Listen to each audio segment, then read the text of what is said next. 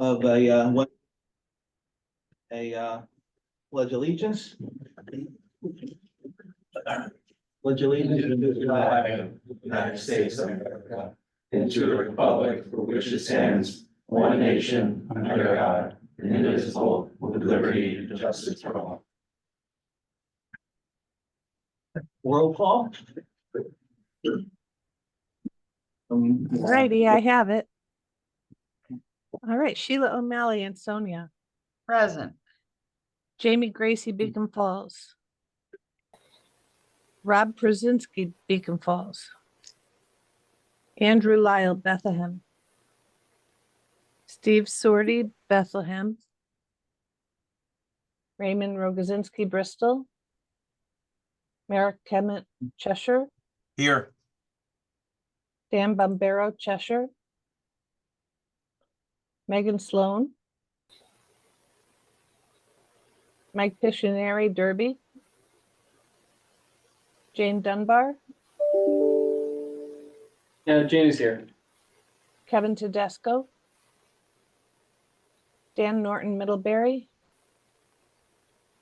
James Stewart, Naugatuck. Dawn Passerine, Oxford. Helen Lang, Oxford. Wayne Watt, Oxford. Karen Cook, Oxford. Paul Pronovost, Plymouth. Bob Chatfield, Prospect. There. Brian Nesteriak, Seymour. Here. Remus Balsis, Shelton. Blake Leonard, Southbury. Matthew Tarnowski, Southbury. Glenn Clark, Thomaston. Here. Dave Simpson, Waterbury. Roy Kavanaugh, Waterbury. Gerald Bukowski, Watertown. There. Paul Bunovich, Watertown. There. Rich Lamotte, Woodbury. William Agresta, Woodbury. Ron Nault. Daron Dagan. Mark Pasadento. That's it. Okay, thank you. The public comment, anybody here from the general public? Comments? Approval of the meeting minutes. Is there a motion to approve the meeting minutes from April 3rd, 2024? So moved. Second. Any discussion? All in favor? Aye. Item number 2, Transportation Planning Safety Advisory Board, Rich. All right, thank you. Good morning, everybody. So as you all know, in the last round, the 2023 round, NVCOG was awarded a planning grant through the Safe Streets and Roads for All federal discretionary program. And that funding will be used to update the regional transportation safety plan into a true Vision Zero action plan in line with USDOT guidelines. In doing so, one of the things that needs to happen is a committee needs to be established to oversee the development of that plan as well as its long-term implementation. And so this is something we've been talking about here as staff for a while. We're ready to move forward with the establishment of a safety advisory board as a subcommittee of TTAC. This board will end up serving a couple of purposes for us. The first is to oversee the development of the Vision Zero action plan. The second is to be the long-term body to oversee its implementation. And the third is to be a review for all projects involving either NVCOG staff doing design and moving a project forward, or to give a score to lots of projects. Ideally, everything we're doing is helping to advance our Vision Zero goal, and we're focused on a safe systems approach in every roadway project. And so this board will help to provide some scoring and criteria as towns move projects forward as to what really should be included in that. And so we're thinking a board somewhere between probably 5 and 7 members, plus staff. We would like this board to be made up of a mix of municipal public works directors and city engineers, as well as we would like to include emergency response and law enforcement. truly have a well-rounded committee that looks at every aspect of how these things impact our roadways and their function. So today what we're asking for is a vote to establish that committee. After which we'll start seeking membership, and we hope to have a first meeting sometime around the end of August, beginning of September, as we get the Vision Zero action plan underway. All right, thank you, thank you. So for I, for one, certainly, support, NVCOG's, initiative, when it comes time to fund the committee, certainly Bristol can, I can get somebody to, participate, whether it's myself or even someone from, PD. But, is there a motion to approve? I'll motion it. Is there a second? Second. Any discussion? All in favor? Aye. Thank you. Just a follow-up as well. We are working with Federal Highway to get the project initiated. We do have the work program that's been put together and reviewed, well, currently under review by Federal Highway, so, but they had did an initial one, so we started putting together an RFQ for consultant services to work on this. So we're hoping to get this thing started sometime early July. So it will be coming pretty quick. And again, one of the real key goals is to identify very specific actions to request funding for. So, again, it's not just a planning study, but actually, taking, what our work and getting projects out the door and on the ground. So it could be a very exciting, very effective program. And it will continue to mean that all of you as our member municipalities are eligible for any type of roadway safety funding offered by the Federal Highway Administration.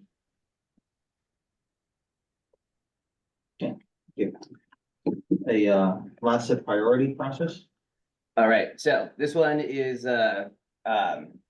unfortunately something we have to do now for the first time, or I guess fortunately, depending on how you look at it.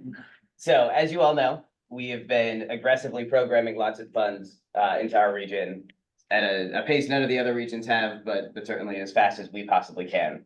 And we are now approaching the point where all of those funds have been obligated out to projects. And we expect around this time next year, maybe just a little before this time next year, if everything moves on schedule, to have actually spent our full allocation. This is something we've been aiming for a long time. We are over-programmed currently. We remain over-programmed by a relatively significant amount, which is the state we want to be in. We know that projects get delayed. We know that sometimes, projects get moved into other funding sources. And so we want to make sure the program is always fully allocated, which helps the department in their ability to go back to the legislature and request additional funds in the future. Even though we are the first, there are other regions that are approaching this point as well now, which is again helpful to us in that the more the program is utilized, the more ability DOT has to go back and say, we need additional funding to make this work. But once we have spent that full allocation, it'll be about 135 million total allocated out to towns or total awarded out to towns. And we expect around April of next year. We get to a point where we will have to prioritize projects as they move forward on perhaps a more formal basis than we do now. Right now, anytime a project is designed and ready to go, we send the final package to CONDOT and you can build it as soon as possible. And while we want to maintain that as much as we can, there may be a scenario where there's not enough money available within a given year to build a project. And as we see larger projects coming in, we know that this is definitely more likely to happen. The average project has gone up relatively notable, as has every other project. But also some of the lots of scopes are bigger, which is fantastic. We're seeing more meaningful projects coming out of the program. But what we've wanted to do is put a process together so that this body gets to decide the order in which projects move if there's not enough funding to move all of the projects as they become available or as they design is finished. So just to start with, this does not change our application process. We will continue to accept as many applications from a town as a town would like to submit at any time. We do not intend to move to a solicitation process or any kind of like metered project submission model. Once a project has been submitted, we will submit to CONDOT right away and get that commitment to fund. theoretically the first step in the process. Once you have a commitment to fund, you as the town can go out and design. When we do get that commitment to fund, though, one of the things that may change is staff will inform your town of what year we expect the project to be able to go. That is an estimate. It may change based on the prioritization based on this board. But we want to make sure that you're not designing as fast as you possibly can for a project that then may have to sit for 2 years. And so, once that commitment to fund has been received and you have an idea of what year your project will go, you'll go through the design process as normal. We'll continue to do our internal reviews. We'll continue to do third-party review, as well as have PondDOT review at the appropriate stages, up until final design. Once the final design is submitted to you from your designer, and we review it, we will then forward it on to the department with a note that that project may not be able to get built within the year in which the project was sent to them. And how long we anticipate between that final design and construction to happen. If that happens, and there's a year where we do not have the funding available to build that project, that is where these changes really come into effect. So we will bring all of the projects expected within a year back to this board, along with a series of information, and allow all of you to make that prioritization. And so some of those items, and if you recall, at the last meeting, we established a small working group to talk about these and put a list together.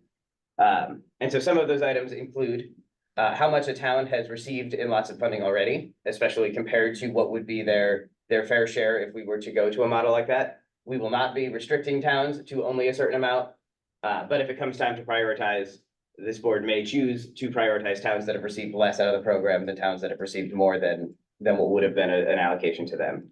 That information will include the rating from the new safety advisory board. Again, as a Vision Zero region, as everything we do should be working towards building out that safe system approach to roadway safety. We want to ensure that lots of projects include the appropriate safety countermeasures, as well as we are giving priority to those that do. So roadway safety will be in there. Kevin, I'm missing one. What am I missing? So the things we're talking about is our alignment with our master transportation plan. Anything that aligns with that plan, of course, we would give that high priority. Any projects with low impact development principles also gets a bump up, because again, we're prioritizing that as a whole region. And all these changes are sent in a draft, lots of bad ones that were included in your packet. So no motion today. There's just something for all you to think about so we can adopt it at the next meeting. Yeah, so like Kevin said, we wanted to give everybody a chance to review. It is included in those lots of guidelines. Those are our specific guidelines. CONDOT's do not change. CONDOT has no say in how we prioritize these projects. Nor do they, I don't want to say they don't care, because that's not quite the right phrasing, but as long as we tell them what we want to move forward, that's what they need to hear from us. So please review the proposed lots of guideline changes that were sent out in this packet. If you have ideas now, we're happy to talk about them. And if you would like to send us emails or talk about them at the next board or the next TTAC meeting, we can discuss them. Good. Hi, Bob Chapter from Process. I'm sorry, I haven't been to one of these meetings. I want to get on the list, or give me the proper paperwork so I can do. I'm looking for a Scott Road in Prospect, 3,800 feet of Scott Road. I got 2 other grants, but they weren't LoSiP. That was before LoSiP was invented. It was probably 30 years ago. Scott Road used to be dead end in the water, and we opened up Austin Road. Now we have 2 direct exits for traffic coming up Scott Road. And then we did another section, about 15 years ago. Now I'd like to be considered to get the fund, not the fund. Well, I want funding, but I get the application process going for the 3,800 feet. There's basically no drainage on that street. I can't buy houses and straighten the road out. People just have to slow down, but if somebody could forward me, that's all I'm here for today. Well, I was hoping for a donut, but. That's a good project, Mayor Bob. It is. Call me, or I'll give you my card. And that's the only reason I came, because I wanted to get, I talked to somebody, but I don't remember. It probably won't be till 2007, 2008. I hope to run for one more term, so I'll be there when the town celebrates its 200th anniversary, and I'll have the honor of being chief elected official, being the mayor for 50 years then, and, Wow, well, I'm in my 47th, I'll be 48 after election day, which is showing to be a very busy one, I guess. So if you could put me in charge for the proper person, I'll leave my card with you. Yeah. And, Yeah. Well, Kevin and Karen, both handle the, lots of applications, and we'll make sure either Kevin or Karen reach out to you. okay, And, I mean, the first step will be, we could, schedule a field walk and, you better, I think you and better I- drive it. yeah, I think you and I drove it many, Behind the car we're in, because, Yeah. Definitely not. it's, you'd think it's, you're getting off 84 and coming up Scott Road, you still Right. think you're on 84. now, you and I drove that, probably 2016, 2018 or something. We Could talked be. about that project, and, so I'm familiar with it, and it's a good, would be a good application, good project for, under this program, so. Now, these other two, the other were actual federal grants. Right, 80/20. Do I have to do full depth reconstruction? This one, we had to take out 18 inches of everything. and that's. Process in. I think that's what's gonna be part of the field review to see what you're looking at doing, what may be needed. DOT will require the town to do test borings along the road to see if full depth reconstruction is needed or not. Obviously, it depends on the condition of the base and the subbase. So that's where the borings come in. So that's gonna be all part of the application process, to determine, specific scope. So that would be the first step, we go out, do the field reviews, take a look and see what your thoughts are in terms of improving the road Okay. and going forward. Again, general, guidelines, the town would be responsible for doing, the design of the road or the improvement at their 100% cost. But once it's designed, Lotsip provides 100% of the dollars to, implement the project. The construction part. Right, and rights of way is eligible under Lotsip as well, so if you have to buy any property, the program would handle those costs as well. Town regs say most of my streets are 50 right of ways. We narrowed this down to 29 feet for pivot parking because we had problems. And the lots of row apartments were parking on the road in Prospect, so that's why we narrowed it down to 29 feet. So, I'll thank you for your time and I'll head back to the country. Mayor, maybe you can do us one more favor. What's Because that? We do have problems sometimes even getting attendance from like, Director of Public Works, Well, I'm that too. So if you can, I'm the emergency management director. yeah, I say a lot to cemetery. no, I was gonna say the favor wasn't they, send a message back to the, to the full board. I'll even talk to Bristol's mayor, try to get more, directors and town engineers here.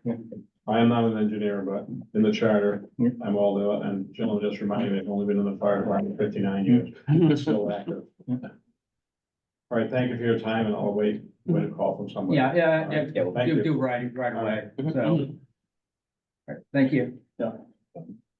Now, with respect to the prioritization, process, I was on, the committee. I certainly support, the recommendations, of the committee. My preference would be not to get to the point that we have to prioritize in the sense Ours as that well. we get, more, funding. But, if priorities have to be made, certainly I stand by the recommendations of the committee. Now, I would say, which is somewhat related, to that, there's been issue of like closing out projects, like even in Bristol's case, we actually did one of the first lots of projects, although we haven't really taken advantage of lots up until, recently. Now we do have a couple projects in the pipeline. I see Karen's not here, she must, be away, but I was concerned with even those close out, but like in Bristol's case, we actually did find all the invoices and we're all set, except that. And we'll work this out, but there's a provision that like documentation from the full audit.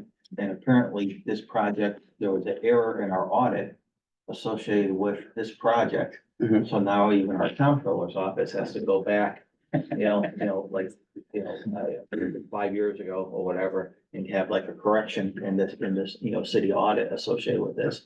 But if those projects closed out, how much wouldn't that Yes. directly benefit It this does. Yes. issue? We have about 5 million in completed project or in funding remaining for completed projects within the towns. And so one of the other things we've been talking about is possibly changing the definition. As you know, we only allow 2 projects to be in construction at a time. And we have considered changing that definition to project construction being completed when the closeout is done. Hmm. The department has finally put a process together. It is much faster than we had expected it to be. It doesn't mean the audit will have happened entirely, but you'll be able to send funds back to the department, which get them back into the program pretty much right away. Hmm. And so, But what we need is each of the towns to provide us Mhm. with the information that we can provide to the department, so they're comfortable with what has been spent and that the money has been spent on eligible items. So Karen is reaching out to everybody. She hasn't had a lot of response yet. You might be the only one that's actually responded. I don't even know if we responded. Oh, That was my response. no, so we have received one. We are working through that process now to see Okay. how it goes. Yeah. Good But for we that. are, What town is that? We're gonna give credit to. it was Oxford. Oh, okay. All right. Yep. Give credit to Oxford. Yeah, right? We are also in the process of putting a staff committee together to lead this effort. It's a lot for Karen to have to do all of these, especially while she and Kevin are managing the new projects coming in and doing the design reviews and everything else.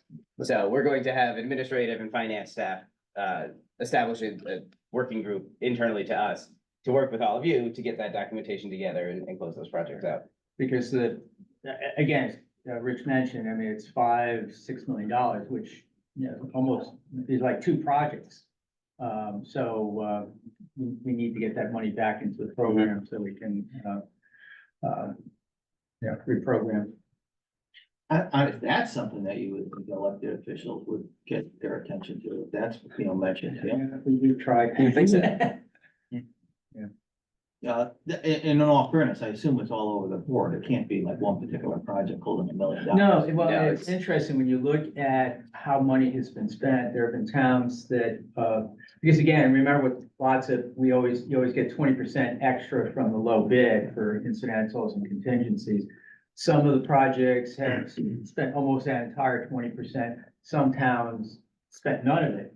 So it is all over the board and, but it cumulatively, it adds up to, a decent amount of money, so. Yeah, I don't think a single town has more than 500,000. Yeah, but Across we all have- 19, it adds up. We have 15 projects completed. Mhm. So, But I think part of that should be part of the priority of when we're racking and stacking, Yeah. if your town has a lot on the books, well, you can't submit for another project. yeah, that's, I think that's. And I believe that's in the guidelines, that's in your meeting packet. And also maybe attendance at the meetings, if you're not attending, but you want money, well, we're all part of a team here, not Right. just a half a dozen towns. This anyway, I realize. Yeah, no, I agree. Yeah. And certainly the towns that are here at TTAC meetings regularly will be the ones deciding which projects move, so. Yep. In that sense alone, attendance is both important and influences the final rankings here. Well, they'll show up at that time. Now, so you're not, we're not looking to, vote on this, but is there any more questions, comments, or concerns with a prioritization process? If not, the next item is, protect projects. Mark? All right, this is, just for your information, we applied for federal funds under what's called the PROTECT, which is an acronym, which I'm not gonna go through, but it basically is looking at resiliency of transportation infrastructure, primarily, related to small bridges and culverts. We partner with, the Capital Region, Northeast Connecticut region, and Northwest Hill. So essentially, this project is looking at the entire northern part of Connecticut or non-coastal part of Connecticut. Anyhow, we did get awarded $1.2 million to run this PROTECT program, which was actually, we're the only one in Connecticut that received a grant. And only one of, 40 planning grants that were awarded nationwide. So we felt really fortunate to receive, it was a very competitive program, so. It was basically major metro areas and us. And, so what the project really is that, we're gonna be looking at, flooding, basically flooding of, again, culverts, and we want to identify high-risk areas. And it's gonna be targeted at local roads. So it's gonna be the roads that you guys all, are responsible for.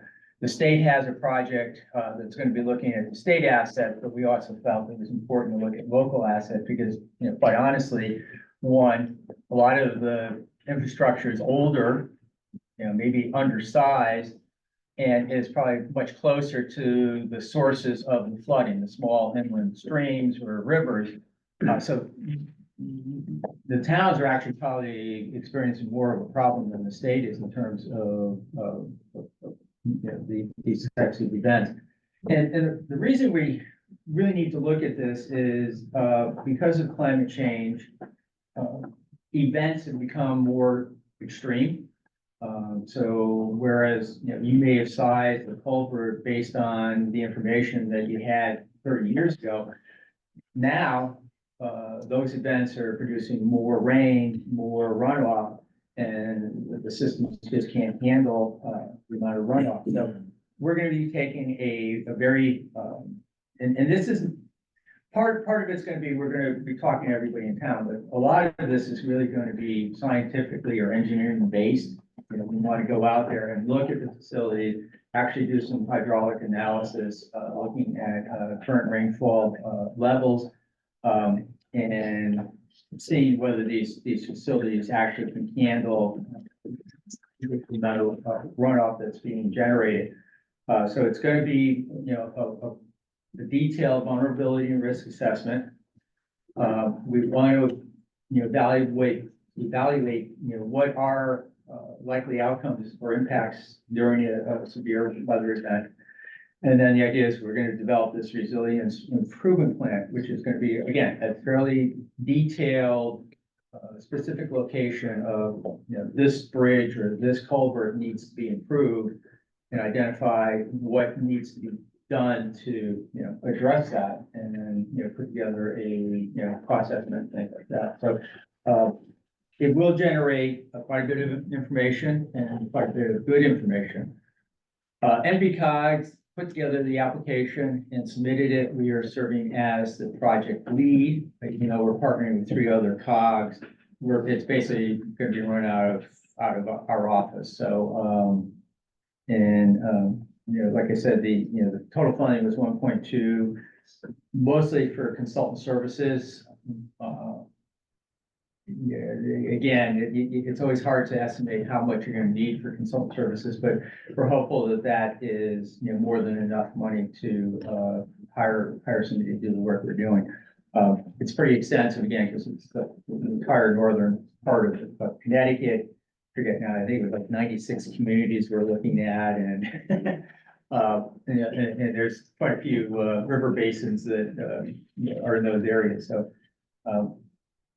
anyway, we're working with Federal Highway, who's going to be the lead agency on it, but they haven't come up with a timeline for when they're going to get us the agreements and things like that. But again, like with the Safe Streets for All, we have put together the scope of work. We put together RFQ for consultant services. So we'll be ready to go once we get the go ahead from Federal Highway. And just one more note on that, the resilience improvement plan will, similarly to the Vision Zero action plan, make all of you eligible for future rounds of protect implementation projects. Yeah, again, that's sort of the goal. So I'm sure everybody's been involved with the natural hazard mitigation plans that we have done through FEMA. This is going to work off of those hazard mitigation plans. But again, the idea is this is going to be much more of a data-based evaluation, where a lot of times with the hazard mitigation plans, it's more, talking to Public Works or, somebody who says, oh yeah, there's always flooding here. So we want to really, start with that and say, okay, there's really flooding here, but we want to see what the extent is and what really needs to be done to improve. And as Rich said, yeah, once we have this, action plan in place, then you are now eligible to apply for federal dollars under Protect. And there's still quite a bit of money, We were awarded out of the first round of a 5-year program. Yeah. So, there's gonna be opportunities to, and again, there, you know, USDOT has a lot of money available under grants. This is the only one that is gonna allow you guys to get federal dollars to improve local, the culverts or small bridges on local roads. So it's something that's a little bit new and different than the normal, federally program. So we're excited, and we're just, you know, waiting for the word from DOT that we can get moving on it. Now, the grant is for consulting though, so it's really identification of projects. It's not Correct. Primary design or so. The idea is that, this quote unquote design, because what we want to do is not just to have, we want to have some concepts. And identify if there's a culvert on some road we've identified. We want to identify what needs to be done, and there'll be sort of a concept drawing of that. Not just sort of, you know, oh, this is an undersized thing, and it's, you know, no, we want to understand what actually needs to be done. So it won't be designed the way everybody sort of thinks of it, but it will allow you to get started pretty quickly on a design. And you said that there's a corresponding state program? Yeah, the Protect program had 2 elements, a discretionary and a formula. So every state received a formula allocation. And we went after the discretionary portion, and again, they are looking at, state assets. And also focusing a little bit more on the coastal area, because it's hurricanes, storm surge, things like that. That's what they're sort of looking at. And we really, when we were thinking about this, you know, we really felt that they were not gonna be looking at local roads in the northern part of the state at all. And so this is why we wanted to focus on that. So not to get into the weeds, I'll talk to you more, you know, offline, just that, you know, potentially some of the other towns, you know, have a similar situation that I'm gonna, you know, refer to. So we upgraded on a true local road. It goes to state storm drainage that's undersized.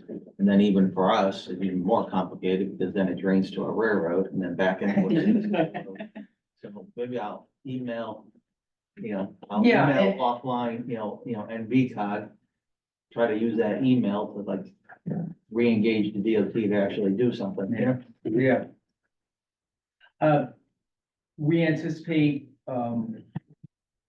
quite a bit of coordination with the DOT's program and project.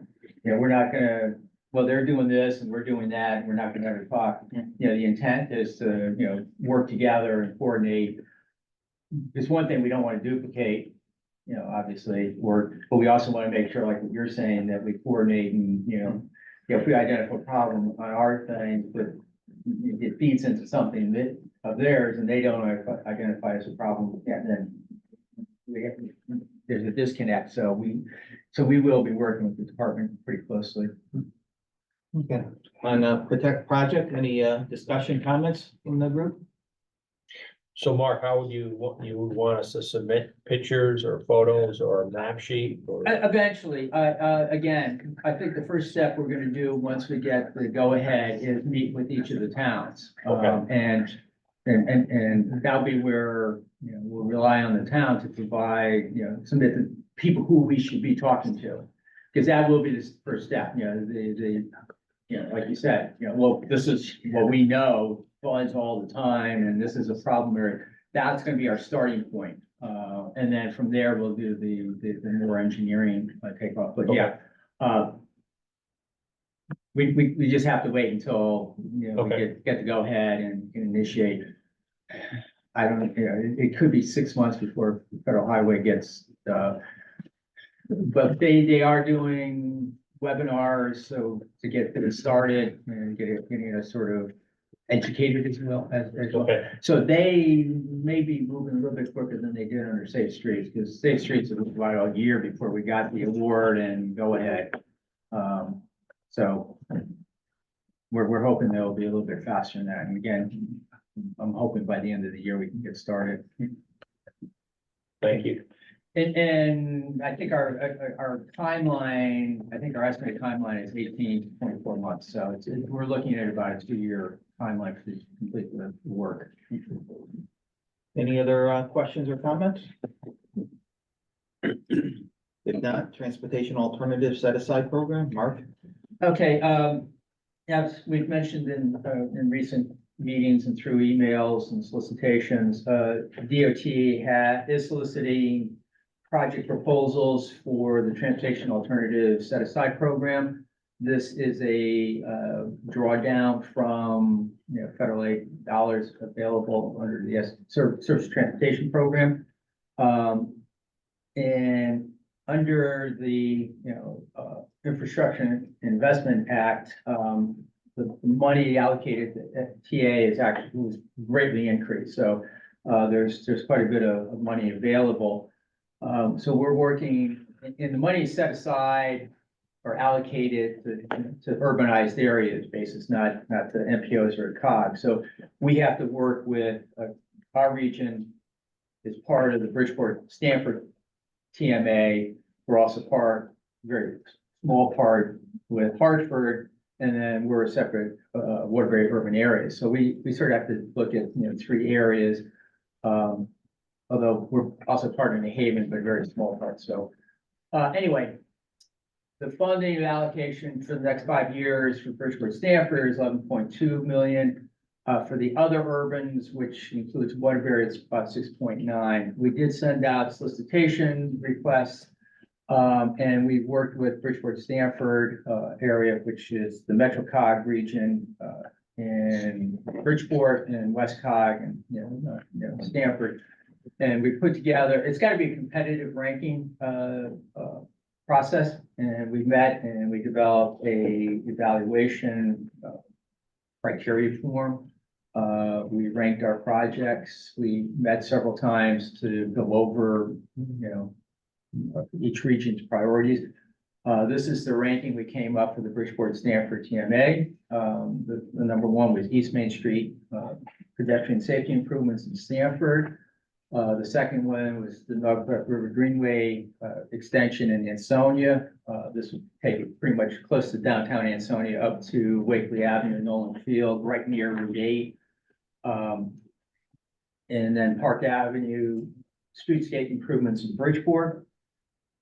So those are the top 3, and based on the initial funding cost estimates and the funding allocation, all 3 are fundable and can be funded in this round because those 3 are less than 11.2. I didn't include the number 4 or 5 projects of which we'll submit, but because DOT just wanted the top 3. So and the other good news is each of these 3 projects are well-defined.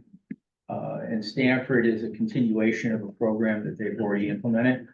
In Ansonia, Sheila can, talk further on it, but they are doing some design work now on that. They've done a routing feasibility study. So it's very well-defined, and it's not just sort of this concept that we have to do a lot of work.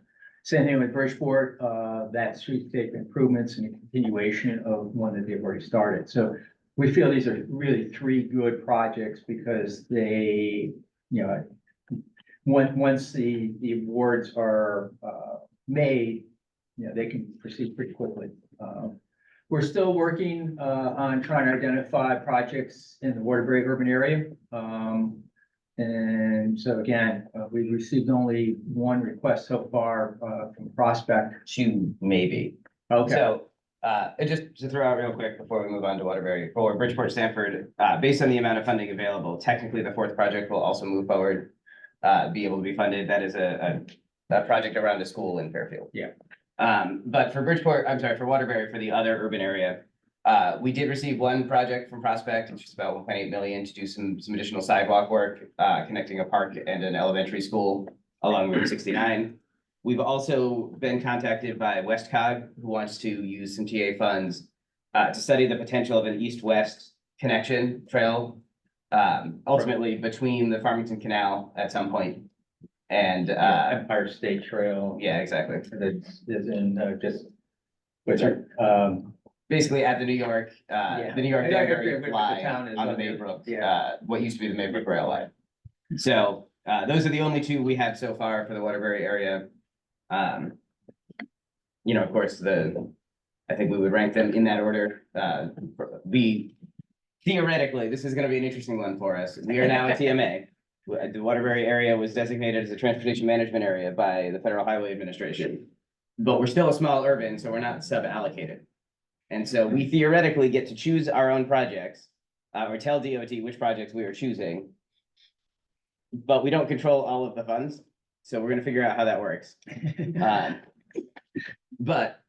So theoretically, our two projects, we should guarantee will move forward in the same way we can guarantee the top priorities for the Bridgeport-Sanford area are selected by us and told to DOT, not requested of DOT. So we'll see how that goes. Yeah, that goes. And, like I said, and even though we have had some coordination with the capital region for the Hartford, we didn't receive anything from the three towns that are in, Hartford, Bristol, Plymouth, and Thomaston. And so based on the way the Hartford TMA breaks down their TA spending, we theoretically would not have been awarded a project, even if we had received one. We would have had at most a backup project in this cycle. However, there's a lot of money there, and it is interesting, we didn't receive as many proposals as we have in the past under this, and I'm not sure if it's partly because of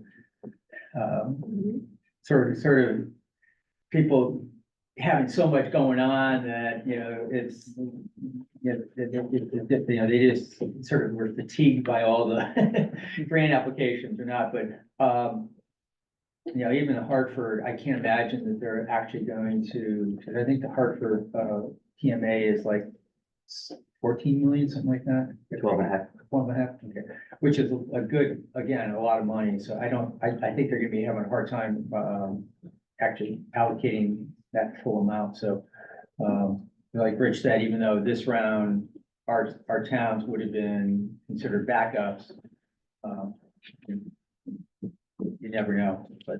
So, once again, so Bristol is in a TNA at Harvard. Right. But for example, if we wanted to, because we're looking at that pedestrian link between, two of our parks through downtown. Mhm. If we wanted to pursue like a $4 million project, we would have gone to Hartford, or we would have contacted NVCOG. Well, you would contact us, and then we work with CROG on doing the ranking and evaluation. When's the next round, or when's the next? Well, that's the thing. This program is still open to August 2nd. I'll double check and make sure. It was June 28th. It was June 28th, but then they pushed it out a month, so I think we have like August 2nd. So there is still time, and, It is August 2nd, Mark. oh, thank you, Kevin. I didn't realize you were on. So we still have time to work with CROG, but yeah, if you have a project, you would submit it to us. We then, contact with the people in CROG, and we do that evaluation. We haven't had the formal process with CROG yet, only because we didn't receive anything, and, but we have had communication with them about projects. Okay.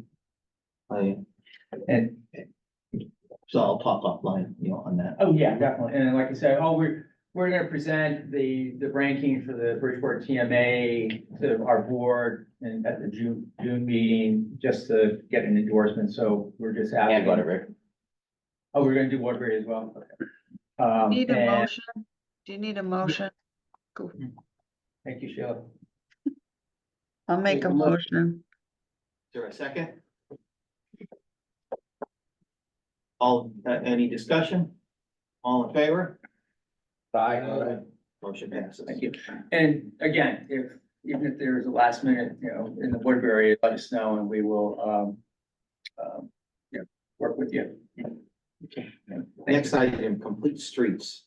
Kevin. Thank you. So included in your meeting packet, there was a link to a draft of the Complete Streets Guidebook. This is something we have been working on for the past several months. It is intended to be a resource to help us member towns and other towns around the state to help design complete streets. So this covers all sorts of aspects from like what type of existing conditions you have and what good roads conditions might work to specific elements like speed bumps and speed tables, low impact development practices, street art, all sorts of stuff, and even touches land use as well. So please take a look at the draft. This is a resource that you can use for your towns for future design projects to get ideas of how to make good complete streets within your municipality. But also, if you have any comments on it, please let me know, because this is still a draft. We'd like to incorporate any comments that you guys have or any other features that you think are missing for the guidebook. If you take a look and say, oh, I want this feature also included, I had a question about that, we can get it into the draft as well. So, please take a look at the link online. If you're here in person, I can print you out the full like 89-page thing if you want to take it home with you. But yeah, I'll take any questions or comments on it. Any questions, comments? Thanks for doing that. That is a issue, there is something that, Bristol's working on, so that's a good resource, for us. Next item, PA 2440, an act implementing the recommendations of the DOT. Drew? Sure. I'll be brief because I see that the next three bullets are my coworkers expanding on some of the finer points, but there was a lot in this bill. Most notably effective next month, July 1. There are some changes to OSTA that you should be aware of. And most notably with that, there used to be that you could either simultaneously or you could first have a building permit issued before OSTA certificate was in hand for a developer. That is no longer the case, starting July 1. If there's over 100,000 square feet in construction and or was it 200 parking spaces, I believe, the building official is not going to be allowed to issue a permit to do a foundation or get a project started. So that's a big change, I believe, that we all need to be aware of. Also some changes with local traffic authorities. LTAs historically have been, if you have a police commission, it automatically is designated as your LTA. Now there is kind of a municipal option to potentially change that, whether you want to have a separate LTA and an entity that is appointed by the municipal CEO or the legislative body and or the legislative body. So that's also a big change. The parking authorities are also permissively given more authority around towns and around cities especially. I think the goal here is kind of mirror what they do in Hartford, which the parking authority is kind of a more robust entity. I think it takes a little bit off of the police enforcement and allows the parking authority to really enforce the rules in a more thoughtful way. And then short of that, we will send all this out to you guys in writing too, just so you know, deadlines and things like that. And it's probably a good opportunity for me to introduce Jack D'Olivero from our team. For those of you that don't know Jack, he's been with us part-time for a while, but he's going to be taking over kind of the legislative aspect of things. So you'll be hearing from him a lot more often on a going forward basis. This is him right next to me.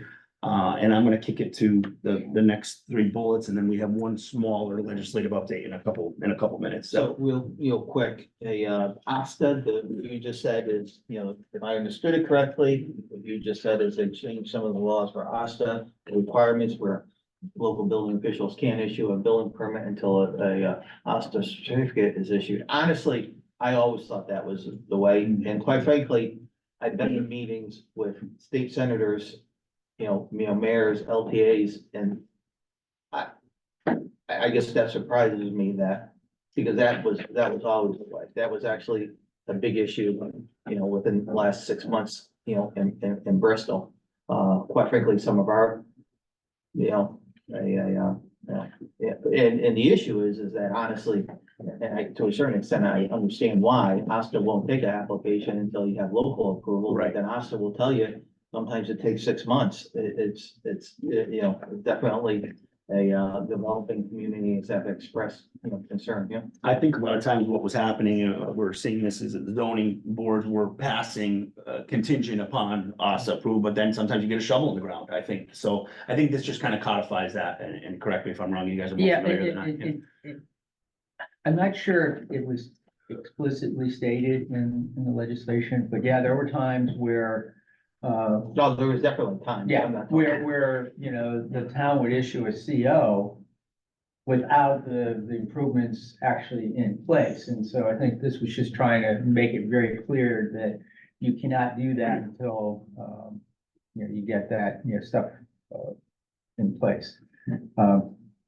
So like I said, I'm not sure if it was explicitly stated or may have been, you know, kind of like assumed, like you were saying, but this really made it, you know, clear that no, you can't do that until. And our community planning division will be in touch with building officials about that change. Any questions or discussions? If not, bus stop enhancement program, Kevin? Yes, so we talked about this at the last TTAC meeting. Connecticut DOT is working on a bus stop enhancement program throughout the entire state, and currently they're looking for feedback from municipalities about which locations they want bus stops at. So just a reminder to send them over the location that you're interested to have any bus stop enhancements. These can include shelters to just simple benches to anything in between. There's I believe a survey that has been posted. So if you don't have the survey, we can get that to you. And this is how they are recording their future bus stop enhancements.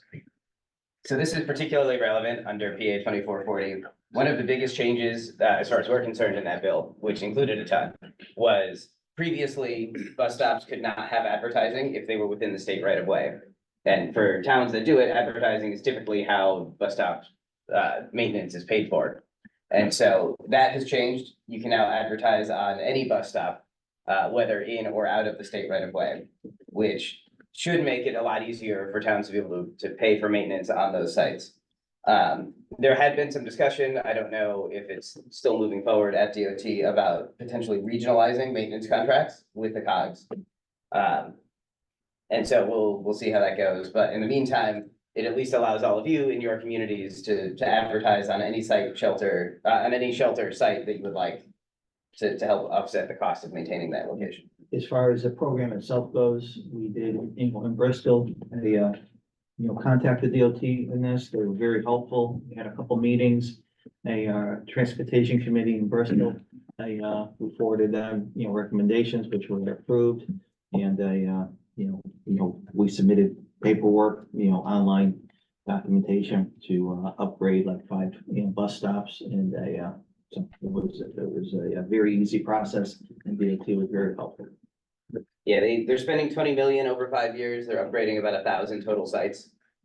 So even if it's not a full shelter you want, you know, you want a replacement sign, they have some pretty innovative installations they can do. We highly recommend every town who has any bus service, look at the options and make some selections.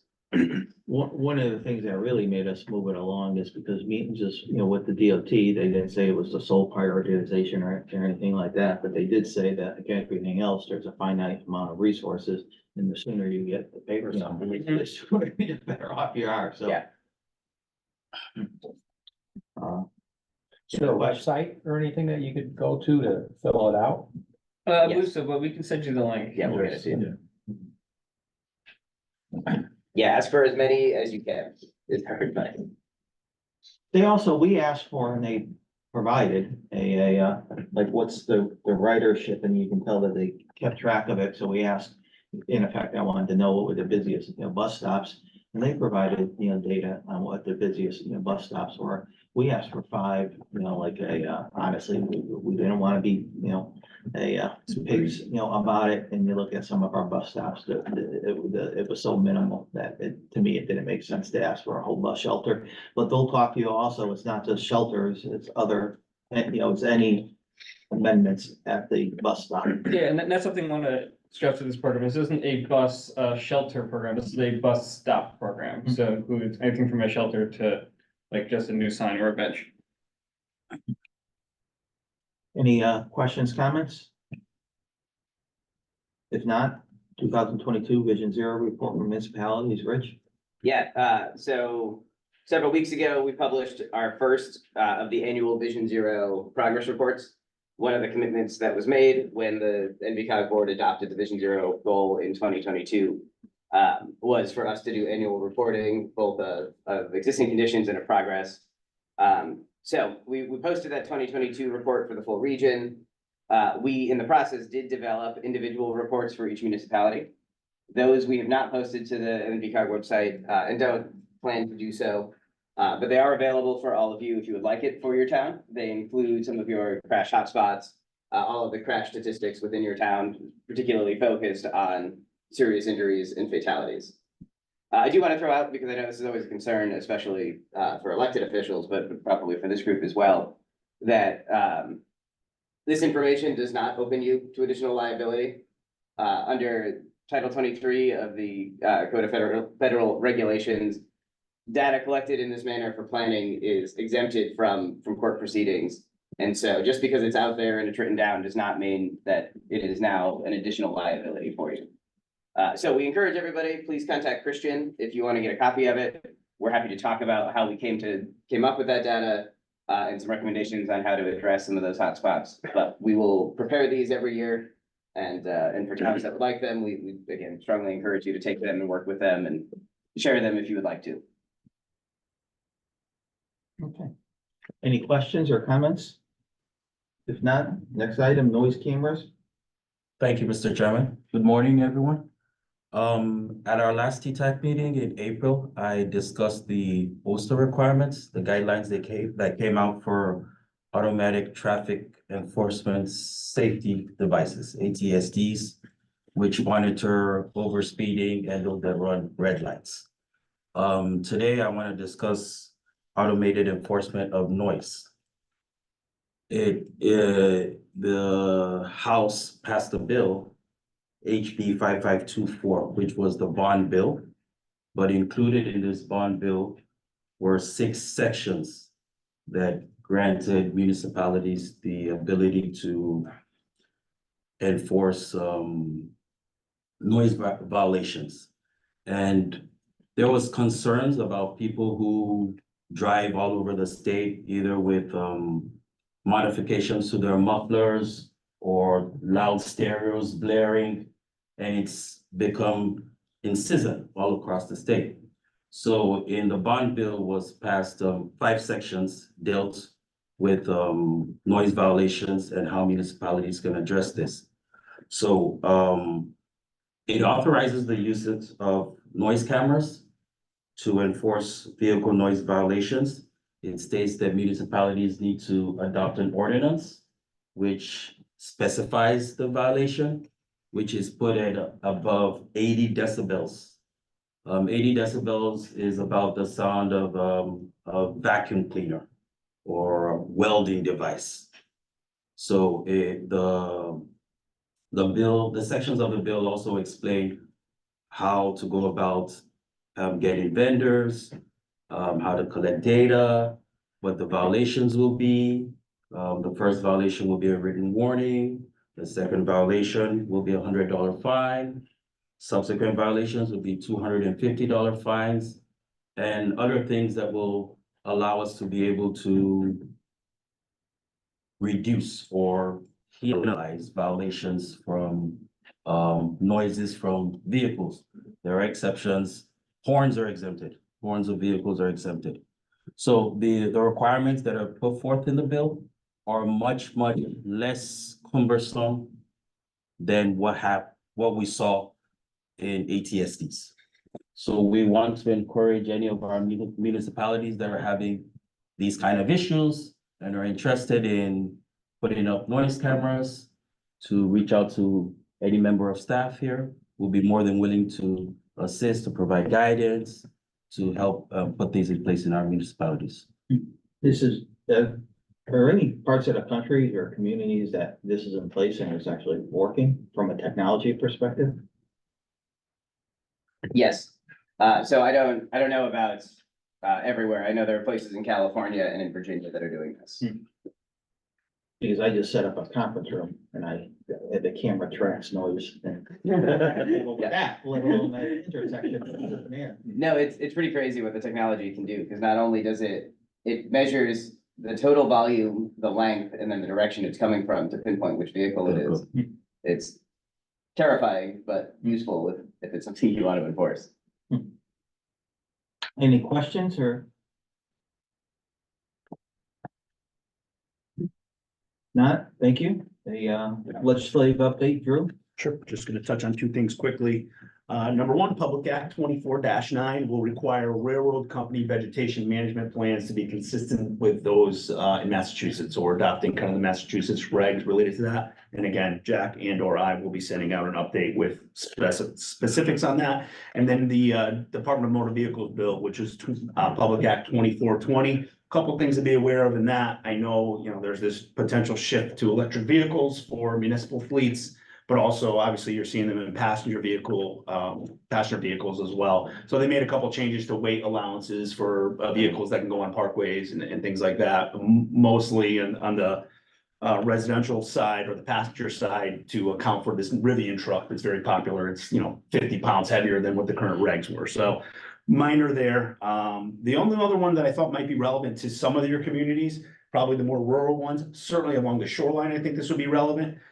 In section 33-36, the low-speed vehicles, golf carts in your communities. If you have a lot of golf cart usage, the new law requires that you can't have your 14-year-old kid on the roads anymore. You need to be a licensed driver. The vehicle needs to be registered.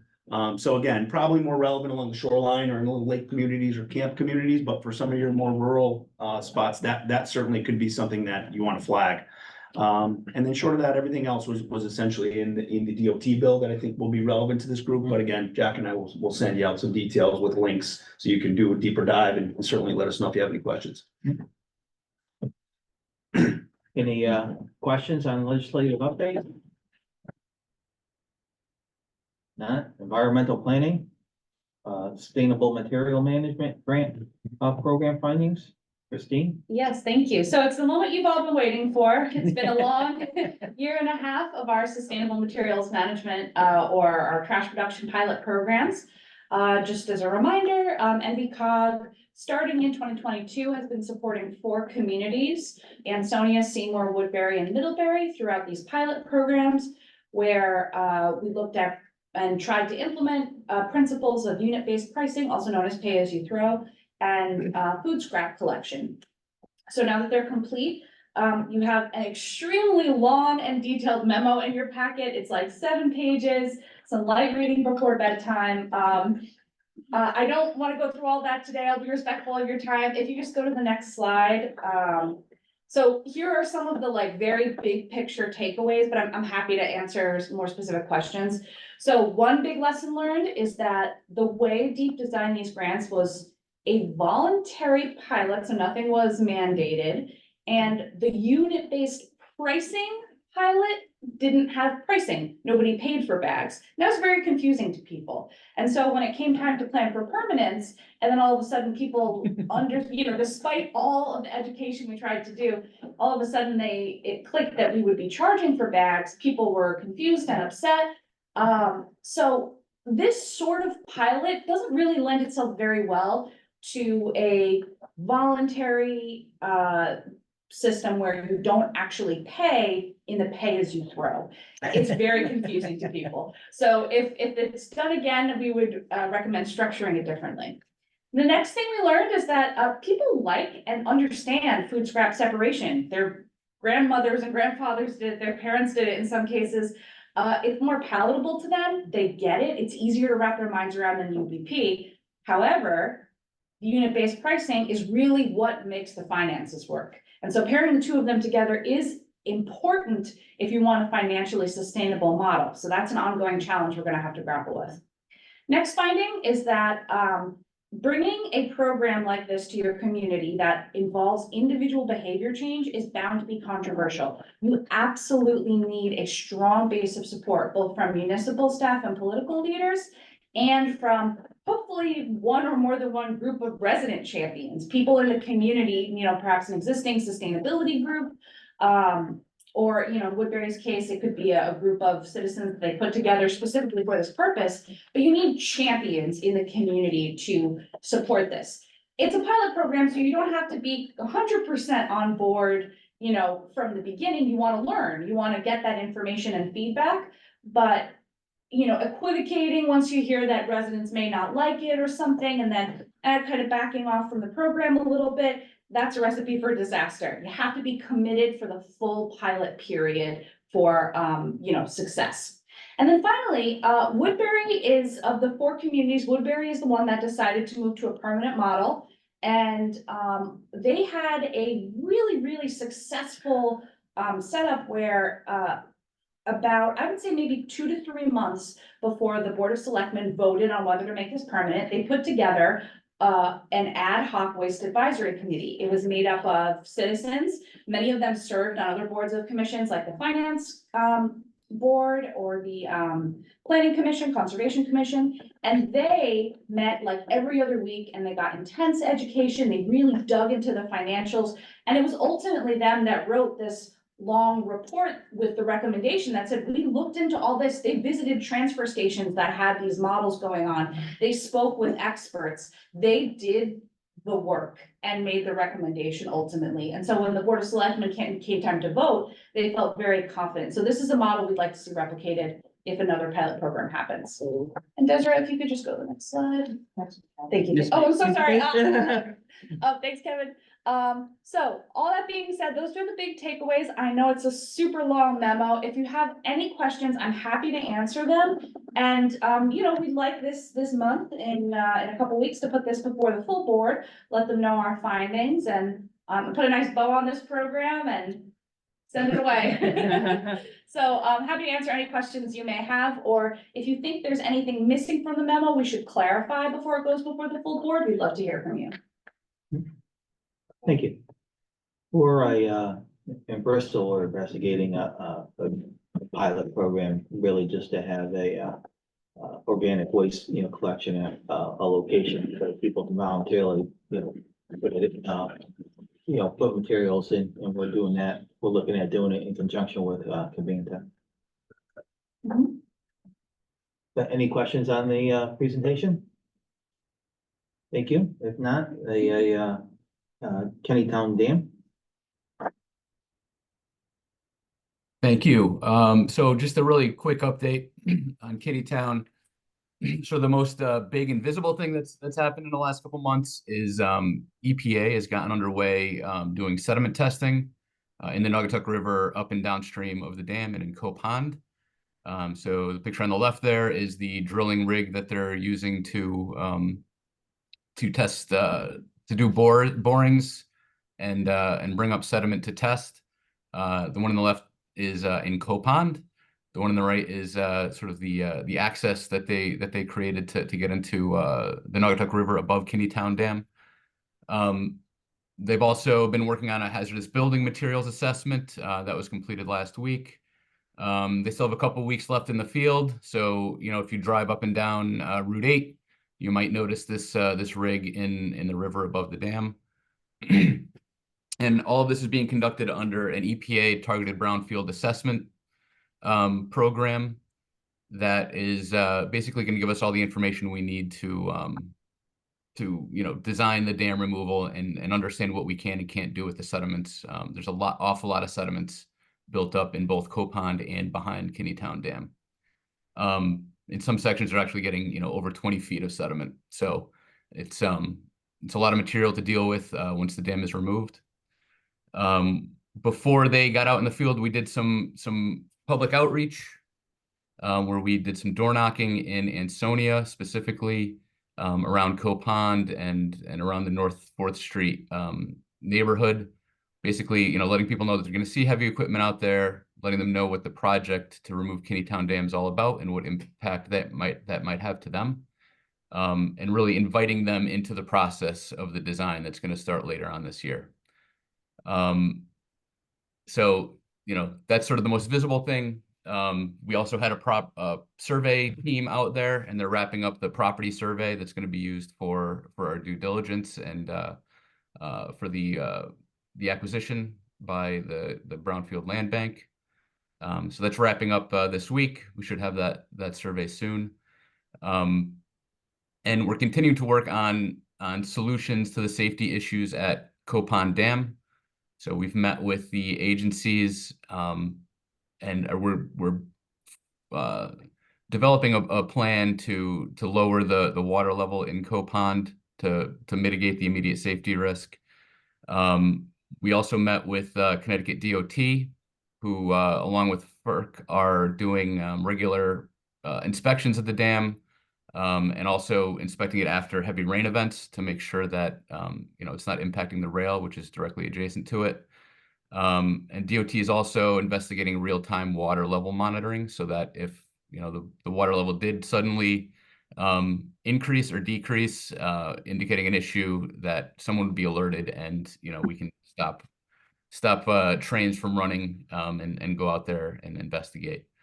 So that's all of that stuff I just talked about is really part of our due diligence ahead of the purchase of the property by the Connecticut Brownfield Land Bank.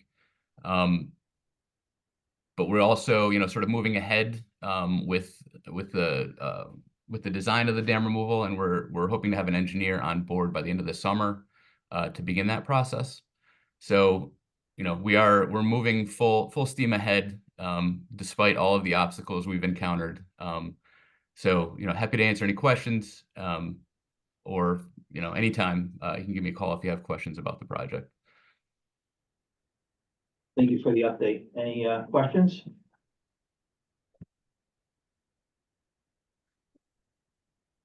If not, low impact development, Tom? Thank you. So I'm just gonna do a quick overview of low impact development. This comes from our recent initiatives to improve stormwater management throughout the region. So to begin, low impact development is a development method that replaces impervious surfaces with natural landscape so we can capture stormwater runoff before it reaches a stormwater system or waterway. This accomplishes two goals for stormwater management. One, it improves water quality through pollution filtration by vegetation and soils. And two, it reduces flooding by retaining stormwater in the ground before the runoff from impervious surfaces flow directly into the stormwater system and eventually into our waterways. Not only does this mitigate public health hazards, but LID implementation is required for certain municipalities under the MS4 permit. Next slide. LID has many benefits, but it's always important to recognize possible issues as well when deciding to incorporate LID into a project. So the pros of LID include flood reduction, which minimizes infrastructure repair costs, improved water quality, which reduces water treatment costs, wildlife habitat expansion, improved community aesthetics, and in some cases, it is a cheaper option to implement LID rather than traditional stormwater management infrastructure. Now, when we talk about cons of LID, people are mainly concerned about the ongoing maintenance required after installation, such as landscaping and the staff time that comes along with that. Also, the construction of LID infrastructure can sometimes be the more costly option when compared to more traditional methods. But again, this is not always the case, as you could see in the list of pros there. Finally, you want to be sure just to minimize any obstruction of right-of-way and pedestrian zones when creating LID. Next slide. I wanted to show some common LID infrastructure examples. So the first example is a bioretention planter, which you can typically see on sidewalks. These structures help flooding and filtration of stormwater by capturing the runoff and retaining it with soil and vegetation, and then releasing the treated water slowly into the stormwater system so these systems don't get overburdened. Next, you will see permeable pavers, which allow stormwater to soak in between the pavers, allowing runoff to be infiltrated into the ground before it reaches a stormwater system or waterway. This also provides a stable transportation service. And finally, you'll see a simple rain garden where runoff is allowed to infiltrate into the ground and be filtered by soil and vegetation. Next slide. And then NVCOG's current initiatives to implement more LID in the region is to incorporate LID into the upcoming Complete Streets Guidebook, encourage LID for lots of applications, and work with DEEP to create more practical MS4 general permit in hopes to increase compliance, which they will release on November 1st of 2025, their new general permit. And we also want to provide an LID tour at the Yukon Stores campus so the stakeholders can understand more examples of from what I've shown and the maintenance that is involved with these structures. So I'm happy to take any questions. Thank you. And if I could add to the tour, like Tom said, this is something that'll be taking place in August. It's up to, so we would like everyone in TTAC to attend, obviously, and if you want to bring any of your staff along, that would be fantastic. It's up to you if you want to replace that August TTAC meeting with like a full day tour, or if you want to do it in conjunction, have a TTAC meeting and do the tour later on in the month, that is up to your discussion. Any input from the group, whether you want the August meeting up at Yukon or continue to meet here and schedule separately?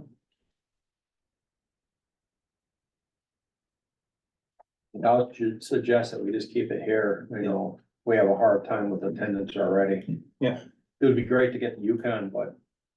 Make it separate. Okay, we can do that. And we also want to gauge how many people are interested in touring, you know, what's up at Yukon, because we provide transportation, you know, we get some kind of a bus that would run from here up to stores, so that, you know, it wouldn't be everybody having to drive up there separately, so, yeah, we would handle that as well.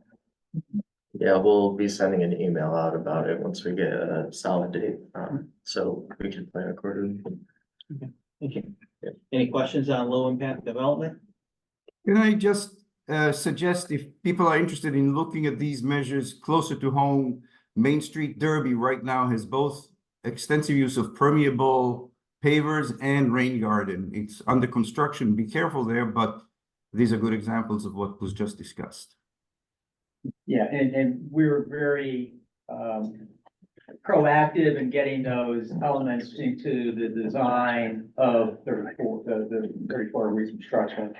So as Brian was mentioning, you know, there's the new parking lot. You know, again, we got permeable pavers in there instead of just, you know, pavement and the parking lanes, and the median is, you know, got some features as well. So, yeah, it would be a good example. Thank you. Thank you. I guess can you send, so you have what, you said permeable sidewalks?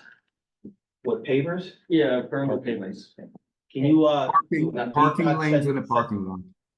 Can you send out details associated with those to the group? Yeah. And I believe that both those elements are also talked about in the Complete Streets Guidebook. Correct. Any other questions or comments on low impact development?